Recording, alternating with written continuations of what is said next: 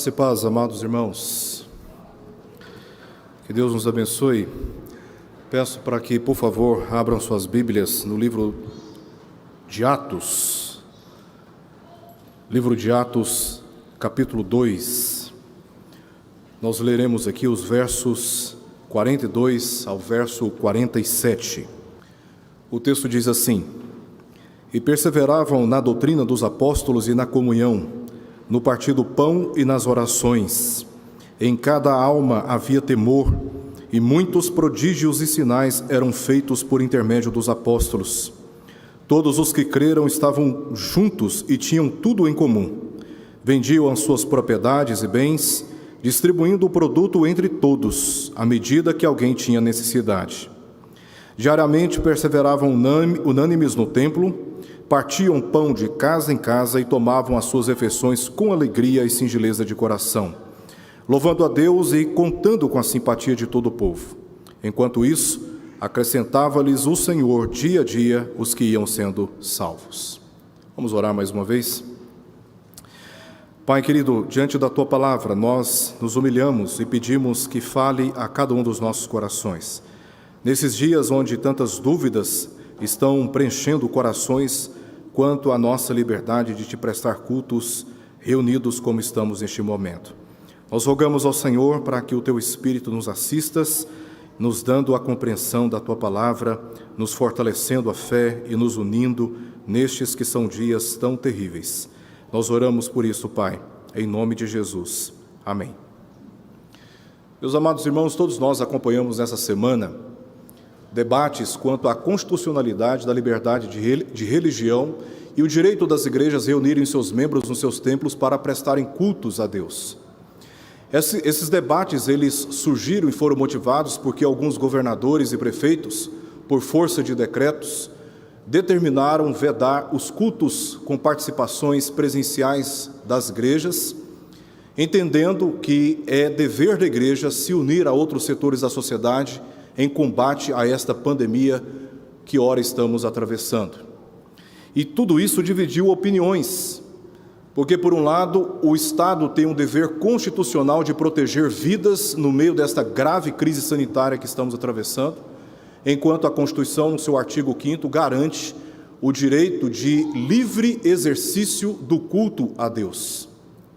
Em razão de tudo isso, discussões sobre a natureza da igreja e a importância da participação presencial nos cultos ocuparam as redes sociais, grupos de WhatsApp e interações pessoais também. E a palavra de Deus, ela nos ensina a natureza e também a missão da igreja, e esta natureza e missão permanecem invioláveis, independente das perseguições religiosas e independente também das calamidades públicas. Em razão da obra expiatória e eficaz obra expiatória de Jesus Cristo e também a condução do Espírito Santo nos eternos decretos de Deus. E quando nós observamos estes pressupostos, estes ensinos das Escrituras, somos confortados, encorajados neste momento que nós estamos vivendo. E este é o meu objetivo ao trazer esta mensagem aqui para todos nós nessa noite. O livro de Atos, ele foi registrado pelo evangelista Lucas, e o seu objetivo foi dar satisfações a um homem chamado Teófilo quanto ao nascimento e também ao desenvolvimento e crescimento da igreja a partir da cidade de Jerusalém. Os discípulos, eles foram designados por Jesus a irem para Jerusalém, eles estavam na Galileia, eles tinham que ir para Jerusalém, aguardarem ali o cumprimento da promessa. Eles estavam no local orando quando veio sobre eles o poder do Espírito Santo e eles passaram a falar a respeito das grandezas de Deus em muitos idiomas. Todos os povos representados ali estavam ouvindo sobre essas grandezas, cada um segundo o seu próprio idioma. Alguns ficaram admirados com tudo o que estava acontecendo, outros ficaram um pouco confusos, dizendo que eles estavam embriagados, porque não estavam entendendo nada do que estava acontecendo ali. Pedro, então, viu naquele momento a oportunidade de se levantar juntamente com os demais apóstolos e fez um grande discurso, tratando basicamente 3 pontos. Tudo o que estava acontecendo ali estava acontecendo em cumprimento às profecias. Segundo, tudo aquilo que estava acontecendo por obra de Jesus Cristo, que veio ao mundo, a segunda pessoa da Trindade, o Filho de Deus, que padeceu na mão de pecadores, que foi sacrificado na cruz, sepultado, mas ao terceiro dia ele ressuscitou dentre os mortos. Diante de tudo isso que Pedro havia dito naquela ocasião, muitos ficaram com seus corações compungidos, quebrantados, constrangidos, porque também Pedro, em face destas verdades, por 2 vezes, denunciou o pecado daquelas pessoas, dizendo que elas tinham crucificado o Filho de Deus. E então perguntaram para Pedro: e agora o que nós temos que fazer? Pedro foi contundente: vocês precisam se arrepender dos seus pecados e serem batizados. E aqueles que aceitaram a palavra, diz o verso 41, foram batizados, e houve um acréscimo naquele dia de quase 3.000 pessoas, que passaram a seguir os ensinamentos de Jesus, tendo inicialmente a sua fé declarada na pessoa dele e na sua obra redentora na cruz. O texto que nós lemos, os versos 42 ao verso 47, resumem como esta multidão passou a viver a sua fé e também descrevem os fundamentos da igreja cristã primitiva, relatada em todo o livro de Atos, os quais define ainda a igreja nos nossos dias, e é isso que nos importa aqui. A passagem que lemos eu estou dividindo em 4 partes. No verso 42 vemos Lucas aqui mostrando o princípio da igreja, o nascimento da igreja. Esse foi o primeiro discurso, primeira pregação que Pedro fez. E o resultado, por obra de Cristo, mediante a ação do Espírito, foi exponencial. E ele vai tratar isso no verso 42. Depois, dos versos 43 até o verso 45, vemos aqui Lucas descrevendo como era a vida interna desta igreja, deste número tão grandioso de crentes em Cristo. Nos versos 46 até a parte A do 47, Lucas descreve como era a vida desta igreja externamente, qual era o seu testemunho na sociedade. E ele termina na parte B do verso 47, mostrando o governo de Deus revelado na história da igreja desde o princípio. E é isso que nós precisamos dar atenção a este texto aqui, considerando os nossos dias. Vamos voltar os nossos olhos para o que está escrito no verso 42 novamente, que diz que aquela multidão, aquelas pessoas que tinham aceitado a palavra, perseveravam na doutrina dos apóstolos e na comunhão, no partir do pão e também nas orações. Os primeiros crentes, eles formaram uma comunidade firmada em 2 coisas. Primeiramente, essa comunidade estava firmada, diz o texto, na doutrina dos apóstolos. Ela estava perseverando neste ensino. No princípio, o verso 41, eles aceitaram a palavra, aceitaram o evangelho, aceitaram aquilo que Pedro estava declarando. E o que Pedro estava declarando?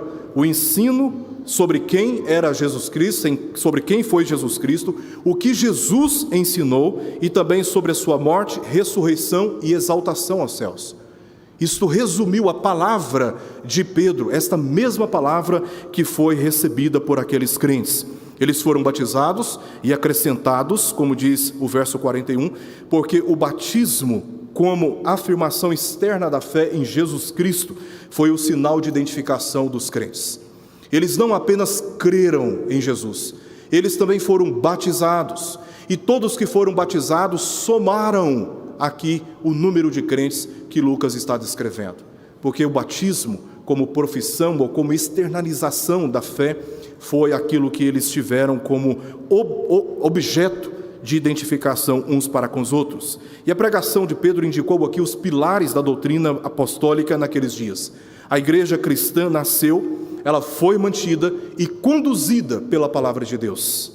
E esta é a descrição mais fundamental de uma igreja cristã verdadeira. Ela persevera, ou seja, ela persiste, ela resiste, ela permanece nas suas convicções a respeito de Jesus Cristo, segundo o ensino apostólico.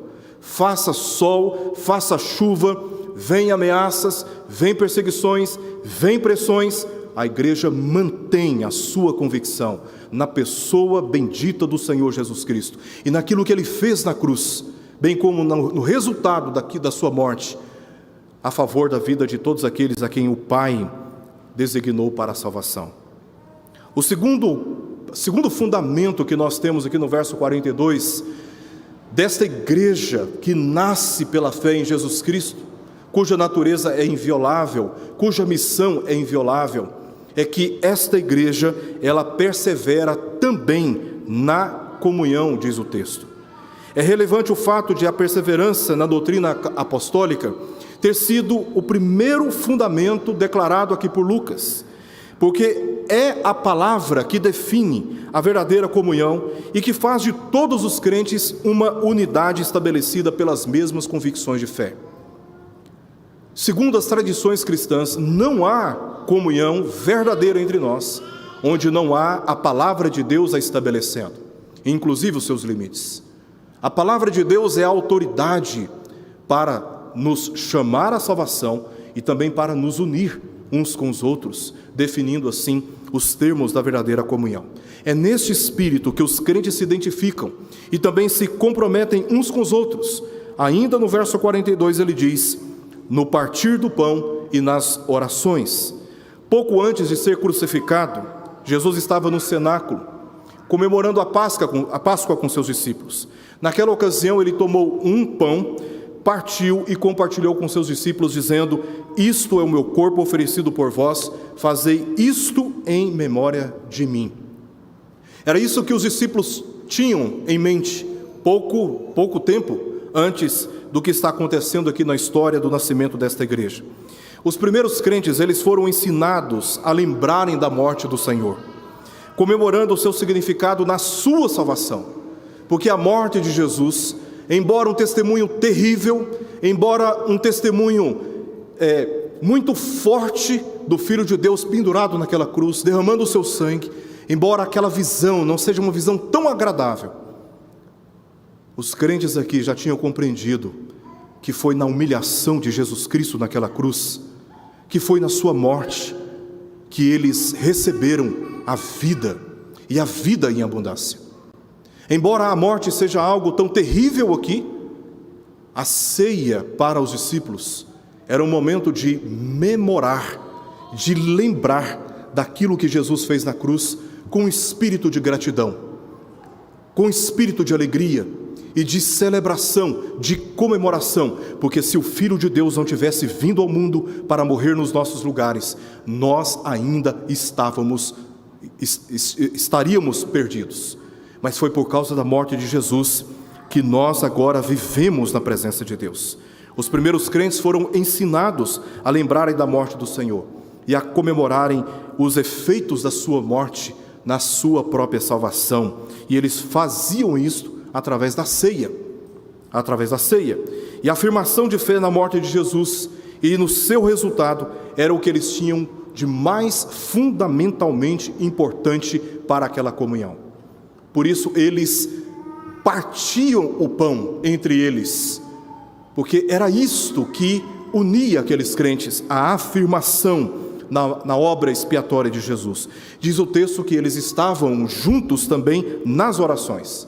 Os crentes formaram um povo que perseverava nas orações.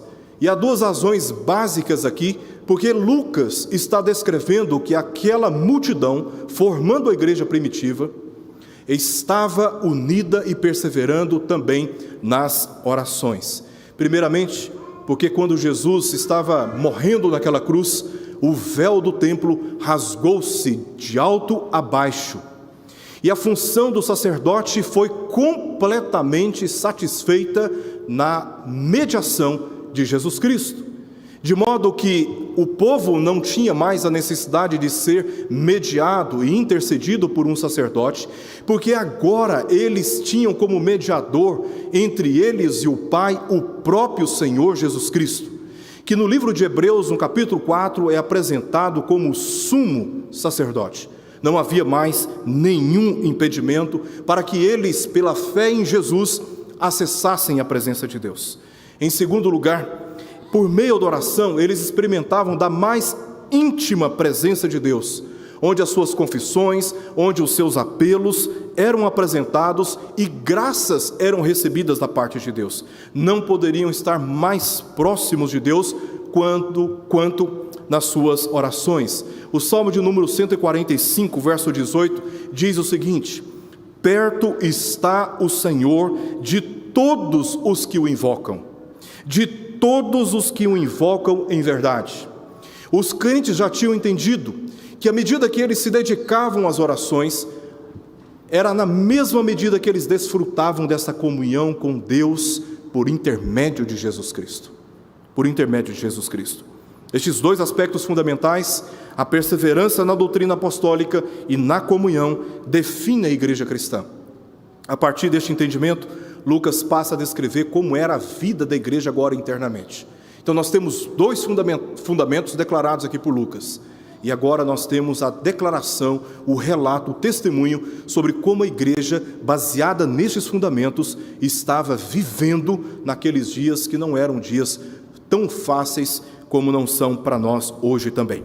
E isso nós vemos nos versos 43 ao verso 45, e nós encontramos aqui pelo menos 4 condutas centrais que definiam a vida daquela igreja naqueles dias. Primeiramente, havia em cada alma temor. Temor, a palavra aqui significa medo, que resulta um sensível respeito por Deus, um sensível respeito pelas coisas sagradas e também por um testemunho privado e público de compromisso com a doutrina que tinham recebido. Este temor, este profundo respeito era que estava conduzindo aquela igreja baseada, fundamentada na doutrina dos apóstolos e na comunhão, a perseverarem, porque tinha temor em cada alma. Em segundo lugar, diz que havia uma confirmação de verdade no seio da igreja, na vida da igreja. Quando nós lemos que muitos prodígios e sinais eram feitos por intermédio dos apóstolos, nós temos que recorrer ao significado, naqueles dias, dos prodígios e também dos sinais. Enquanto os prodígios, eles apontavam para a experiência daqueles que tinham recebido os milagres, os sinais apontavam diretamente para a autoridade divina que determinava aqueles milagres. Quando se diz que os apóstolos estavam realizando prodígios e sinais, aqui Lucas está indicando que aqueles crentes estavam obtendo confiança no comunicado e no ensino dos apóstolos, porque a autoridade deles estava sendo comprovada naqueles dias. A autoridade esta, recebida direta e pessoalmente de Jesus Cristo que os havia designado. Então foi necessário naqueles dias os apóstolos realizarem tais prodígios e sinais para que as pessoas tivessem essa confiança de que tudo o que estavam ensinando era diretamente um comunicado da parte do Senhor Jesus Cristo. Então temos aqui, portanto, a evidência de uma igreja cristã. Ela é ensinada a confiar em Deus pela palavra, que é a autoridade de Deus final para determinar a fé e para nos conduzir. Hoje nós não temos, ainda que Deus soberanamente queira, e nós cremos nisto, realizar prodígios e sinais. Hoje nós temos a palavra, que é a autoridade final, e nós temos a confiança nela. E há algo que define a igreja cristã aqui, é esta confiança na autoridade do ensino apostólico devidamente registrado para gerações. Há uma outra característica, uma quarta experiência que nós vemos aqui nesta igreja, além do temor, além da confiança na verdade, a unidade de fé e também de cuidado. Nós vemos isso nos versos 44 e 45. As demais experiências internas desta igreja cristã. Diz o texto no verso 44 que todos os que creram estavam juntos e tinham tudo em comum. Os crentes professos, eles estavam juntos porque tinham as mesmas convicções nas doutrinas apostólicas e nos mesmos propósitos. Por isso, para um cristão verdadeiro, é perturbador esse tempo de privação, porque nós somos uma família, nós somos irmãos, gerados, recriados, regenerados pelo mesmo Deus e Pai, e somos um só corpo, o corpo de Cristo. Até então, a igreja não estava sob perseguição. Então, quando esses crentes, essas pessoas passaram a aceitar a palavra e foram batizadas, imediatamente Eles estavam ali por ocasião da festa de Pentecostes, uma das festas mais importantes da cultura judaica. Muitos vieram de várias regiões daquele mundo antigo. Isso está declarado no capítulo 2, no início do capítulo 2 do livro de Atos. Eles foram para a festa de Pentecostes. De repente eles são surpreendidos com o discurso de um apóstolo falando a respeito de Jesus, sobre o Messias que tanto estavam aguardando. Então eles resolveram ficar na cidade de Jerusalém e não voltarem, porque tudo estava acontecendo ali, os apóstolos estavam acontecendo ali, estavam pregando ali, estavam presentes na cidade de Jerusalém, e eles não quiseram voltar para suas terras. Daí porque vemos na história do livro de Atos problemas sérios de pobreza. Antigamente, nesses dias, a cidade de Jerusalém era uma das cidades mais ricas, mais prósperas. No entanto, vemos no livro de Atos, em 1 Coríntios, em Filipenses, Paulo declarando, no livro de Gálatas, na Epístola aos Gálatas, Paulo declarando a pobreza que muitos crentes estavam atravessando na cidade de Jerusalém, porque eles foram para passar uma temporada curta e de repente resolveram ficar, e muitos não tinham como se manter. E o que os crentes fizeram, baseados na fé em Cristo? Ficaram juntos. Eles ficaram juntos, eles estavam juntos. E diz o texto mais ainda, que eles possuíam uma conduta generosa. Não havia avareza ou desprezo por aqueles que estavam tendo dificuldades para manterem as suas necessidades básicas de vida. E por isso, em quarto lugar, vendiam, verso 45, as suas propriedades e bens, distribuindo o produto entre todos à medida que alguém tinha necessidade. Veja como esta igreja internamente é descrita aqui por Lucas. Havia nos crentes temor em cada um. Havia em cada um a confiança no ensino apostólico. Eles estavam juntos e generosamente estavam acudindo às necessidades uns dos outros, porque passaram a entender que a dificuldade do meu irmão é a minha dificuldade, a aflição do meu irmão é a minha aflição. E enquanto eu tenho condições, não hesitaria em acudir o meu irmão passando necessidade. Assim, internamente, a igreja estava vivendo naqueles dias, fundamentada e perseverando na doutrina dos apóstolos e perseverando na comunhão uns com os outros, no partir do pão e nas orações. Nós temos aqui a terceira parte do nosso texto, onde Lucas passa a descrever como esta igreja estava vivendo externamente, nos versos 46, a parte A do verso 47.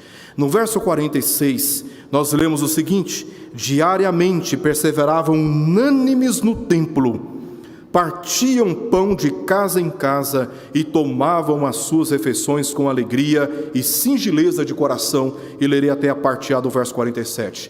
Louvando a Deus e contando com a simpatia de todo o povo. Nós temos aqui claramente o local onde os crentes estavam praticando estas virtudes do temor, estas virtudes da confiança no ensino, o local onde eles recebiam o ensino apostólico, que se dava pela conferência e a comprovação da autoridade através de prodígios e sinais, o local onde eles estavam também juntos e também onde eles compartilhavam dos seus bens, das suas propriedades para acudirem àqueles que estavam passando por necessidades. Claramente Lucas nos diz que era no templo e também de casa em casa. Havia um lugar específico onde os crentes se reuniam, onde eles se faziam presentes. Não era um lugar em uma convicção apenas em algum lugar da mente deles. Não, eles tinham um lugar físico onde eles estavam presentes. Como lemos no verso 44, aqueles crentes estavam juntos, e aqui diz que estavam também unânimes, de comum acordo.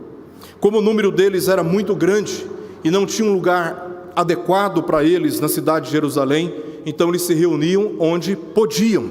E os dois lugares principais aqui eram o templo e também as suas casas. E o que eles faziam nesses locais? Eles estavam ali praticando todas essas virtudes que eu já mencionei. Eles tinham um lugar específico onde eles vivenciavam o cristianismo puro e simples, fundamentado no testemunho apostólico. O templo servia para a oração. Se você direcionar os seus olhos agora para o verso 1 do capítulo 3, você vai observar que Pedro e João estavam subindo na hora nona para o templo para orarem. Porque o templo aqui ainda estava servindo como local de orações. Quando você vai lá para o capítulo 5, se possível, vá até o capítulo 5, agora verso 12, vemos que eles estavam reunidos no pórtico de Salomão, que era um pátio que havia externo no templo. Muitos sinais e prodígios eram feitos entre o povo pelas mãos dos apóstolos, e costumavam todos reunir-se de comum acordo no pórtico de Salomão. Então, o templo era um lugar onde eles estavam se reunindo. Também diz o texto que eles estavam se reunindo de casa em casa. E isso não significa aquela visitação aos irmãos, aquela visitação eventual de uns para com os outros. Na verdade, essas casas eram locais fixos onde os crentes costumeiramente estavam se reunindo e onde eles estavam também desfrutando da sua comunhão. É isso que nós temos como evidência em todo o livro de Atos. Aquilo que vemos no princípio, vemos no meio até o fim do testemunho de Lucas no livro de Atos. Como as igrejas estavam reunidas nas casas e perseverando na doutrina apostólica e também na comunhão. E nesses lugares, como lemos aí a partir do verso 46 ainda, eles estavam partindo o pão, afirmando a sua fé juntos pela ceia, eles estavam tomando as suas refeições com alegria, compartilhando essas refeições, e estavam agindo com singeleza ou sinceridade de coração, tratando cada um o outro com sinceridade e com honestidade. Não havia essas tramas, não havia manipulações, não havia armações para se obter pelo favor do outro algum benefício egoísta. Diz o texto que eles estavam louvando a Deus, fazendo de tudo isto um estilo de vida que verdadeiramente adorava a Deus. A adoração a Deus não era apenas um momento específico na liturgia, no qual nós entoamos cânticos. A adoração para esta igreja envolvia esse estilo de vida, este comprometimento com a doutrina apostólica e com a comunhão dos santos, porque não é possível concebermos uma relação verdadeira e íntima com Deus, desprezando a comunhão uns com os outros. Também diz que eles estavam, diz aí no final do verso, na primeira parte do verso A, que eles estavam contando com a simpatia de todo o povo, porque a sociedade, do ponto de vista externo, vendo os crentes agindo desta maneira, estava admirando e oferecendo para a igreja, até este momento, respeito pela igreja. A igreja, ela não pode ter preocupação apenas com a vivência desses valores bíblicos internamente. Ela tem que traduzir essas virtudes em um testemunho externo, sendo luz para o mundo, confrontando as trevas, confrontando o ódio, o egoísmo, confrontando a rebeldia, com o testemunho de pessoas que verdadeiramente foram convertidas e salvas pelo poder gracioso de Deus em Cristo Jesus. E o texto termina declarando, nas palavras de Lucas, como o governo de Deus estava se revelando naqueles dias. A parte final do verso 47 diz que enquanto estavam perseverando na doutrina dos apóstolos, e enquanto estavam perseverando na comunhão, Deus mesmo, na pessoa do seu Filho Jesus, estava acrescentando mais e mais crentes àquela igreja. O que nós vemos aqui é que a causa do crescimento da igreja não é o seu templo, nem a beleza dele para aqueles que passam na sua porta. A causa do crescimento da igreja não é o conforto que é oferecido, não é o sistema de som, não são as belas canções que são entoadas. A causa do crescimento da igreja está na pessoa do Senhor Jesus Cristo. É Ele quem converte corações, é Ele quem nos constrange a amá-lo pela maior prova de amor que Deus deu através da sua vida naquela cruz. É o Senhor Jesus a causa do crescimento da igreja. A causa do crescimento da igreja não é o pastor anônimo ou pastor famoso, não é a eloquência daqueles que estão à frente, nem os talentos dos músicos. A causa do crescimento da igreja é a pessoa do Senhor Jesus Cristo. É isso que determina verdadeiras conversões, é isso que determina verdadeiros arrependimentos, é isso que determina a decisão desses que aceitaram a palavra de publicamente professarem a sua fé mediante o batismo, passando a se juntar com outros crentes, a fim de juntos perseverarem na doutrina dos apóstolos e na comunhão, no partir do pão e nas orações. Sem o Senhor Jesus, igrejas são redutos de pura política, de falsa religiosidade. Sem a revelação de Jesus Cristo, os nossos discursos não passam de palavras soltas levianamente ao ar. É Jesus Cristo que dá sentido para a nossa fé. É Jesus Cristo quem dá vida à igreja. É Jesus Cristo, na sua autoridade, que nos faz perseverar nesses dias, afirmando até mesmo contra a morte, até mesmo contra as ameaças, em quem nós cremos, porque é Ele quem nos impulsiona a continuarmos persistindo nas convicções que nos chegam pelo testemunho apostólico. E aqui nós temos a natureza do crescimento da igreja. Diz o texto no finalzinho que isso acontecia dia a dia. E à medida que os dias iam se passando, e a igreja vivendo este nível de comprometimento com a palavra e com a comunhão, o próprio Senhor ia acrescentando aqueles que iam, veja, voz passiva, os que iam sendo salvos. Eu quero concluir essa mensagem, meus amados irmãos, fazendo aqui algumas considerações importantes para todos nós. Muitos de nós, se não todos, já ouviram falar sobre o credo apostólico, que foi uma fórmula batismal definida nos dias dos apóstolos, e que no decorrer da história da igreja, passando por algumas alterações, chega a nós a seguinte afirmação: creio na Igreja Universal. Eu concordo com Edmund Clowney quando ele diz que não cremos na igreja da mesma forma que cremos em Deus Pai, em Jesus Cristo e no Espírito Santo, e que apesar disso devemos crer que a igreja em si mesma é assunto da fé cristã. Nós não cremos na mesma medida na igreja como cremos em Deus Pai, Filho e Espírito. Seria uma inverdade, uma heresia tal afirmação. Mas o que Clowney está dizendo é que a igreja é assunto da fé cristã, porque uma vez que aceitaram a palavra, eles se ajuntaram pela convicção nas mesmas verdades, e nelas perseveravam juntos, bem como na comunhão. A igreja é constituída pela obra salvadora de Jesus Cristo, formada por todos os que creem no testemunho da sua morte, a sua morte expiatória e também na sua ressurreição, firmada na esperança da vida eterna, porque o Senhor Jesus está voltando. Ouçam o que eu estou dizendo. O Senhor Jesus está voltando. Ele está para voltar. E é esta a esperança que nós temos quando nos reunimos para cultuarmos a Deus e servirmos uns aos outros.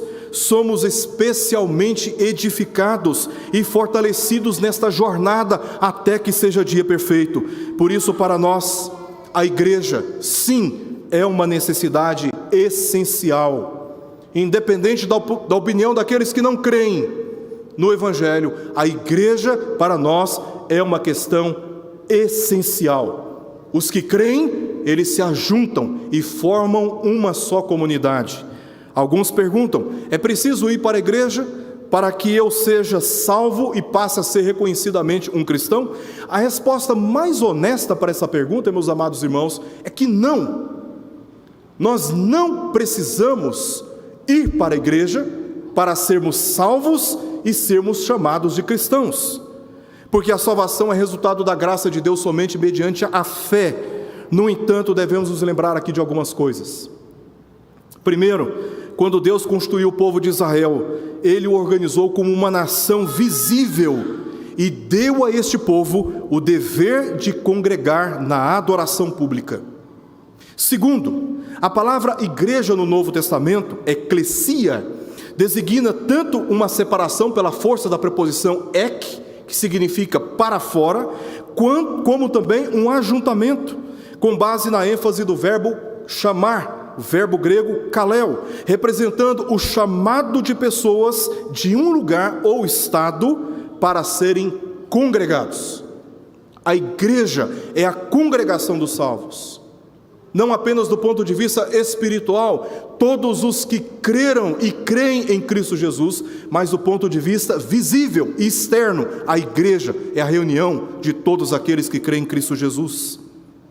Em toda a história bíblica, tanto no Antigo como no Novo Testamento, Deus exigiu que o povo se reunisse em um lugar específico para prestar culto designado a Ele. Por isso que vemos desde o livro de Gênesis, muito antes do tabernáculo ser edificado pelas mãos de Moisés, e também posteriormente pelo templo edificado por Salomão, lá atrás haviam altares, que eram lugares específicos onde o povo deveria prestar culto a Deus.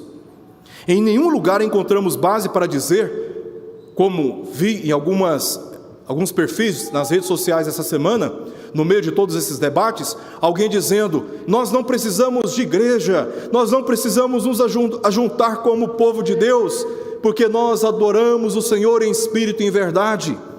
Em nenhum lugar nós encontramos base nas Escrituras para tal afirmação.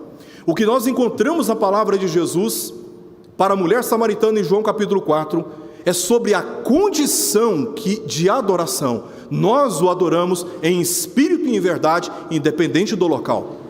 Mas não há nenhuma base para afirmarmos que nós não precisamos nos ajuntar como povo de Deus. O templo foi a sombra de um lugar celestial, no qual todos os salvos estarão reunidos eternamente. O próprio Jesus disse que iria para a presença do Pai, para nos preparar lugar, a fim de nos receber e estarmos onde Ele mesmo estava, ou seja, na plena presença do Pai. No início da história, os crentes se reuniam num templo, como vimos aqui, e também de casa em casa. Entretanto, quando passaram a ser perseguidos, especialmente no capítulo 7, você pode pesquisar isso depois na sua casa. Na verdade, a partir do capítulo 5, a perseguição está narrada a partir da morte de Estevão no capítulo 7 de Atos. Mas desde o capítulo 5 você já não vê mais menção dos crentes se reunindo no templo. Eles estão reunidos de casa em casa. Sabe por quê? Porque eles entendiam que não podiam deixar de congregar com outros crentes. Não era possível se reunir mais no templo, então eles passaram a se reunir nas casas, mas eles entendiam que não podiam menosprezar a necessidade de estarem congregados. O autor do livro de Hebreus determinou que os que foram lavados pelo sangue de Jesus, lemos este texto aqui na nossa liturgia, não devem deixar de congregar. Não devem deixar de congregar. Diante disso, precisamos considerar aqui algumas questões muito importantes ainda. Primeiro, devemos obediência e respeito às nossas autoridades, com as nossas palavras, sejam pela nossa boca, seja por aquilo que nós digitamos nas redes sociais. O momento que estamos vivendo requer de todos nós, inclusive da igreja, cooperação para vencermos este momento de crise sanitária juntos. Segundo, a igreja tem responsabilidade social. Não é uma comunidade alheia aos interesses da sociedade, ainda mais em um contexto de calamidade pública. Não podemos fechar os nossos olhos, achando que a pandemia é só para os incrédulos. Não, a pandemia também é para nós. E por isso precisamos, numa perspectiva de responsabilidade social na sociedade, nos unir com as nossas autoridades em combate a esta pandemia. A igreja deve ser refúgio de consolo, refúgio de conselho, refúgio de socorro, também luz do mundo pela mensagem, pelo seu testemunho. Nós não podemos, meus amados irmãos, fechar os nossos olhos para esta verdade que está diante de nós. Em momento de exceção, em terceiro lugar, podemos até sermos privados de nos reunir como igreja, mas nunca podemos ou perdemos o livre direito dado por Deus de o cultuarmos e de fortalecermos a nossa unidade, perseverando juntos na doutrina e na comunhão. E quanto a esse direito dado por Deus, nenhuma autoridade pode nos fazer calar. Nenhuma autoridade pode nos impedir de cultuarmos a Deus. Mesmo que em momentos, repito, de exceção, sejamos privados de nos reunir em determinados locais. Mas ainda assim, temos o livre direito de cultuarmos e de adorarmos a Deus.